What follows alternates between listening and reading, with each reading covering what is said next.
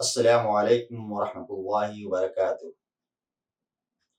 الحمد للہ رب العالمین والعاقبۃ للمتقین والصلاۃ والسلام علی محمد وعلی آلہ وصحبہ اجمعین، اما بعد۔ اعوذ باللہ من الشیطان الرجیم، بسم اللہ الرحمن الرحیم۔ اتخذوا احبارهم ورهبانهم اربابا من دون اللہ۔ محترم ناظرین، شرک اطاعت یہ شرک اکبر ہے۔ سب سے پہلے ہم جاننے کی کوشش کرتے ہیں کہ شرک اطاعت ہے کیا چیز۔ شرک اطاعت یہ ہے کہ حلال و حرام میں اللہ کے علاوہ علماء اور مشائخ کو حلال و حرام کا اختیار دے دینا، اور خواہ ان کی باتیں کتاب و سنت کے خلاف ہی کیوں نہ ہوں، اور یہ عقیدہ رکھنا کہ انہیں بھی حلال و حرام کا اختیار ہے، تو یہ کیا ہے؟ شرک اکبر ہے۔ اور اسی چیز کو اللہ تبارک و تعالیٰ نے قرآن مجید میں رب بنانے کے متعارف کہا ہے۔ اللہ نے کیا کہا؟ سورہ توبہ آیت نمبر 31 میں اللہ نے فرمایا اتخذوا احبارهم ورهبانهم اربابا من دون اللہ۔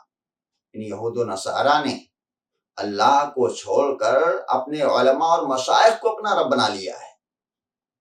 حضرت عدی بن حاتم رضی اللہ تعالیٰ عنہ بیان فرماتے ہیں کہ اللہ صلی اللہ علیہ وسلم نے جب اس آیت کی تلاوت فرمائی اتخذوا احبارهم ورهبانهم اربابا من دون اللہ، تو میں نے کہا اے اللہ کے نبی پاک صلی اللہ علیہ وسلم، ان یہود و نصارہ نے تو ان کی عبادت نہیں کی۔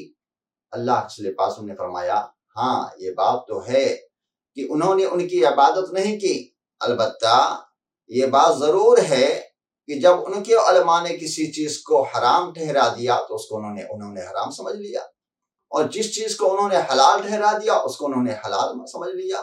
یہی تو رب بنانا ہے، یعنی حلال و حرام کا اختیار کس کو حاصل ہے؟ صرف اللہ رب العالمین کو حاصل ہے۔ اب یہ اختیار جب کسی اور کو دے دیا جائے تو یہی اس کو رب بنانے کے مترادف ہے۔ محترم ناظرین، جب ایک نبی کو اپنی مرضی سے کسی چیز میں حلال و حرام قرار دینے کا اختیار نہیں دیا گیا، نبی خود اللہ کے نبی پاک کے بارے میں دیکھیے کہ جب ایک موقع پر اللہ کے نبی پاک نے اپنے قسم کھا لی کہ میں آج کے بعد شہد نہیں پیوں گا، اللہ کی قسم میں آج کے بعد شہد نہیں پیوں گا، فوراً اللہ تبارک و تعالیٰ نے اللہ کے نبی پاک کی تردید میں آیت کریمہ نازل فرمائی یا ایھا النبی لما تحرم ما احل اللہ لک۔ اے نبی، آپ اس چیز کو حرام قرار کیوں دیتے ہیں جس چیز کو اللہ نے آپ کے لیے حلال قرار دیا ہے؟ معلوم ہوا کہ جب ایک نبی کو اپنی مرضی سے کسی چیز کے حلال اور حرام قرار دینے کا اختیار نہیں ہے، تو آج یہ عام مولوی مفتی کو اپنی مرضی سے حلال و حرام کا اختیار کہاں سے مل گیا؟ اور اگر کوئی شخص یہ اختیار اپنے کسی عالم کو، مشائخ کو دیتا ہے تو گویا کہ ان کو اپنا رب بنا لیے۔ میرے بھائیوں، یہی وہ شرک ہے جو آج امت مسلمہ میں پھیلا ہوا ہے۔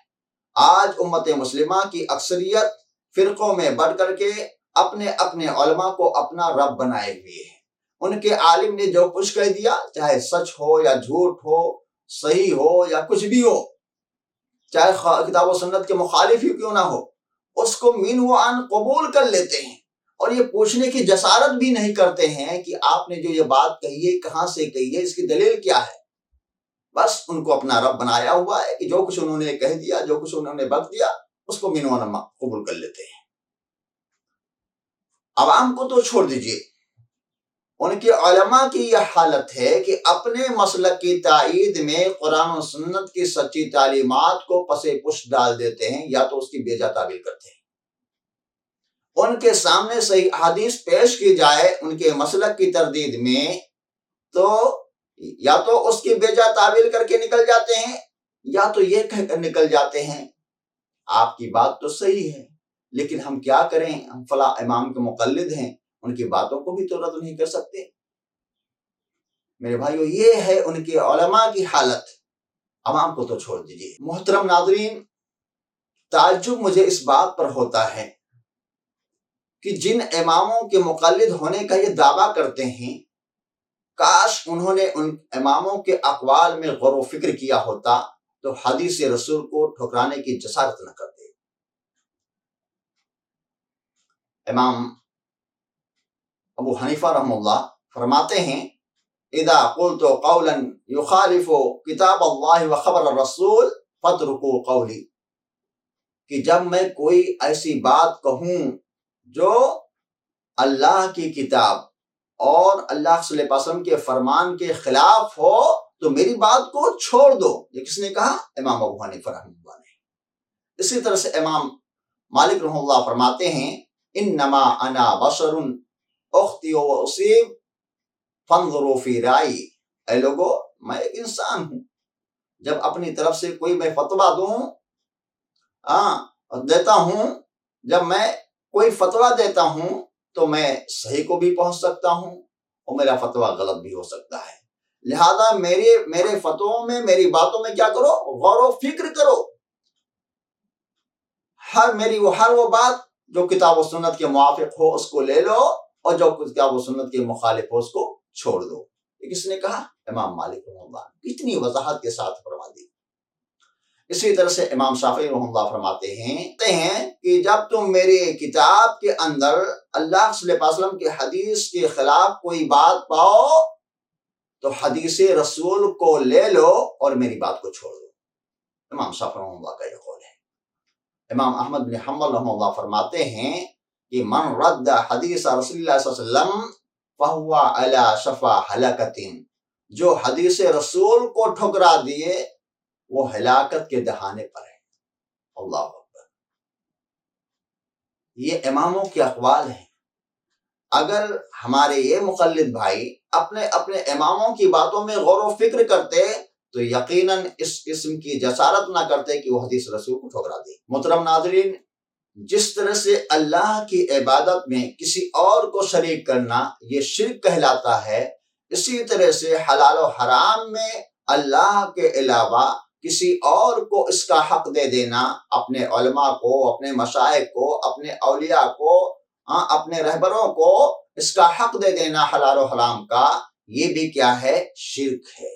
یہ بھی کیا ہے؟ شرک ہے۔ جب ایک نبی کو اپنی مرضی سے کسی چیز کے حلال و حرام قرار دینے کا اختیار نہیں دیا گیا تو ایک عام مولوی، مفتی کوئی حق کہاں سے حاصل ہو گیا؟ میرے بھائیو، ہمارے نبی صلی اللہ علیہ وسلم نے جس چیز کے کرنے کا حکم دیا یا جس چیز کو حلال قرار دیا یا جس چیز کو حرام قرار دیا وہ من جانب اللہ ہے، وہ وحی خفی ہے۔ یہ حدیث کیا ہے؟ وحی خفی ہے میرے بھائیو۔ اپنی مرضی سے اللہ صلی اللہ علیہ وسلم نے کسی چیز کو حلال و حرام قرار نہیں دیا ہے، کیونکہ حلال و حرام قرار دینے کا حق کس کو حاصل ہے؟ صرف اللہ رب العالمین کو حاصل ہے۔ اب اگر کوئی شخص اللہ کو چھوڑ کر کے کسی اور کو، اپنے علماء کو، مشائخ کو، اولیاء کو، اپنے مفتی کو حلال و حرام کا قرار دینے کا حق دے دیتا ہے تو اس کا مطلب یہ ہے کہ اس کو اپنا رب بنایا ہوا ہے، اور یہ شرک اکبر ہے جس سے بچنا بے حد ضروری ہے میرے بھائیو۔ اللہ رب العالمین سے دعا کریں کہ اللہ رب العالمین ہم تمام لوگوں کو شرک اطاعت سے محفوظ رکھے۔